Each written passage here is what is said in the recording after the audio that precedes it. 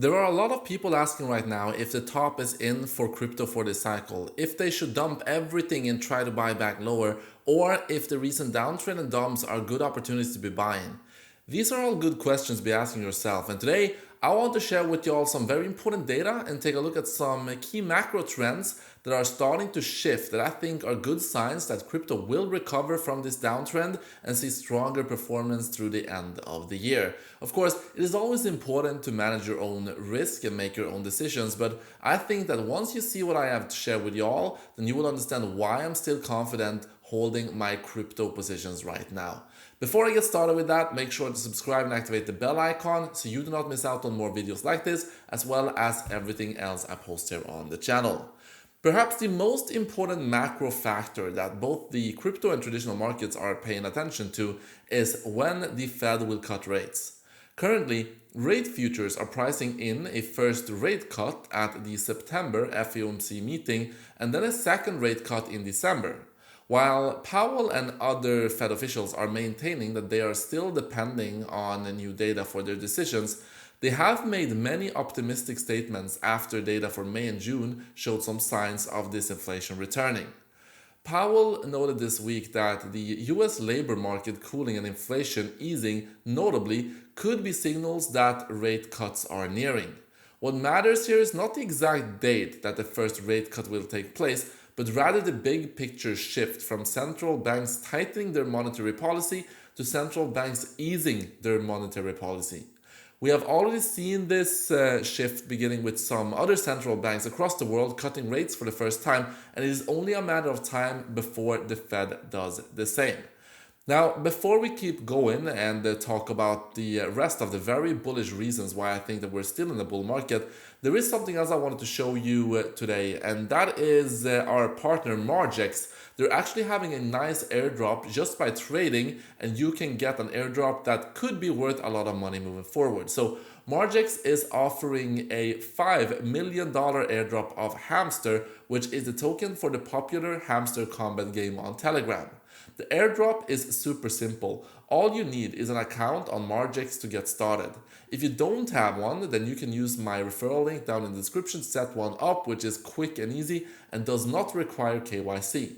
Once you have a Margex account, all you have to do is trade like you normally would, and while you're doing that, you can try out the nice trading terminal they provide, which you can see here. Then, when the airdrop campaign ends on July the 14th, you can claim your rewards. Everyone who trades during the campaign is guaranteed an allocation, and the allocation can get as large as $5,000 per user, with higher trading volumes earning you more tokens. This is a great deal if you want some bonus reward just for doing your usual trading. So if you want to take advantage of the opportunity, then make sure to get set up as soon as possible, as the campaign does end on July the 14th. So big thank you to Margex for providing this opportunity as well. And now let's move forward and talk about a major bullish catalyst that not many people are talking about. So that's the fact that we have the FTX creditors. They're going to be receiving around $16 billion in cash payouts, and those are expected later this year.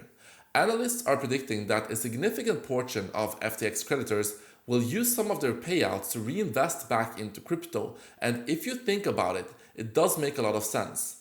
Many of FTX's users, especially the users who had significant amounts on the platform, were crypto natives who have probably stuck around through this bull market and could use the extra cash to deploy into the markets.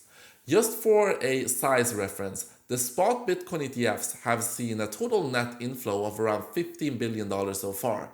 Even if only a fraction of the FTX payouts are invested back into crypto, that could result in several $1 billion worth of buy-in pressure, which could have a huge effect, especially if some of that goes into altcoins, which take a lot less money than Bitcoin to actually move their prices. Another big source of capital inflows into crypto markets that will be coming as soon as the next 2 weeks will be the spot Ethereum ETFs. Currently, analysts are predicting that trading will begin around July the 18th, but the exact date isn't what really matters here. What does matter is that once these are live, TradFi money will be able to start flowing into Ethereum. Just like with the spot Bitcoin ETFs, I will say to not overestimate the short-term effect of these ETFs and to not underestimate the long-term effects. When BlackRock, Fidelity, and some of the other most influential entities from the traditional finance system agree that there is a potential in something and they take the time to convince the SEC to let them launch products for it, then it is generally a good idea not to fade them. So if we also take a look at Bitcoin's historical performance, Q4 has by far the best returns with an average of 88% and median of 56%. In contrast, Q3, which we are currently in, has the worst historical returns. Taking this data on its own suggests that buying dips in Q3 and then taking profit after pumps in Q4 has been a very good strategy in the past, but there is actually an additional element of seasonality to consider this year, and that is related to the US election. While Bitcoin and traditional markets have been seeing some decorrelation recently, in the past, Bitcoin has always ended up recorrelating. So I think it is important to not ignore what traditional markets are doing.